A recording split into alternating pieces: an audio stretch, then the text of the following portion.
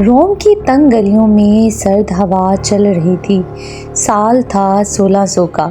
لوگ اپنے روزمرہ کے کام میں مصروف تھے، لیکن شہر کے ایک چوراہے پر کیمپو دی فیوری میں ایک خوفناک منظر تیار ہو رہا تھا۔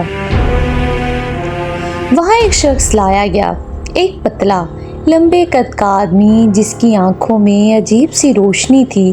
اس کا نام تھا برونو۔ یہ آدمی کسی بادشاہ کے خلاف بغاوت کرنے والا نہیں تھا، نہ ہی کسی جنگ کا مجرم، بلکہ اس کا جرم تھا سوچنا، اور وہ بھی آزادانہ۔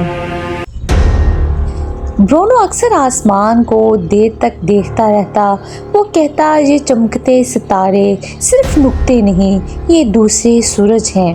ان کے گرد بھی زمین جیسے سیارے گھوم سکتے ہیں جہاں زندگی ہو سکتی ہے۔ لوگ حیران ہو جاتے، مگر چرچ کے حکام کے لیے یہ الفاظ خطرے کی گھنٹی تھے۔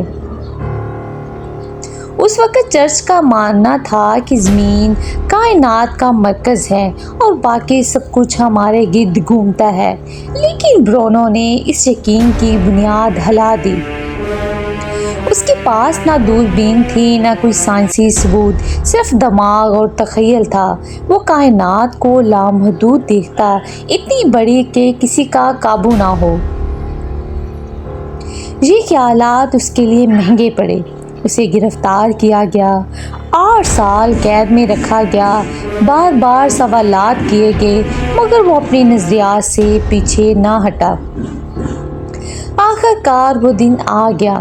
برونو کو برہنہ کر کے، زنجیروں میں جکڑ کر شہر کے درمیان ایک لکڑی کے ڈھیر پر کھڑا کیا گیا۔ شعلے بلند ہوئے اور وہ شخص جو ستاروں میں زندگی ڈھونڈتا تھا خود آسمان کا ایک ستارہ بن گیا۔ صدیوں بعد جب سائنس نے طاقت پکڑی، ہم نے ایکزو پلینٹس دریافت کیے، یہ جانا کہ ستارے واقعی دوسرے سورج ہیں اور کائنات لامحدود ہو سکتی ہے۔ برونو کی کہانی صرف تاریخ نہیں، یہ یاد دہانی ہے کہ جب طاقت کو سوچ سے خوف آتا ہے تو وہ اسے ختم کرنے کی کوشش کرتی ہے، مگر سچائی ستاروں کی روشنی کی طرح ہمیشہ باقی رہتی ہے۔ یہی روشنی آج لفظوں کی روشنی کے ذریعے آپ تک پہنچی ہے۔